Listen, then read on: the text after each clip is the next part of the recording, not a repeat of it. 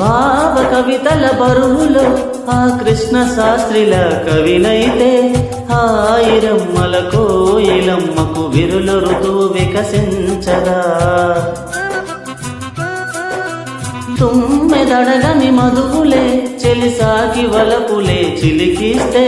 మాయ జగతికి ఏ కయామో మధుర కవిత వినిపించడా ఓ కావ్యమా నీ తోటలో నవరస పోషణే గాలిగా నవ్విన పూలే మాలగా పూజకే సాధ్యమా తెలుపుమా అందమా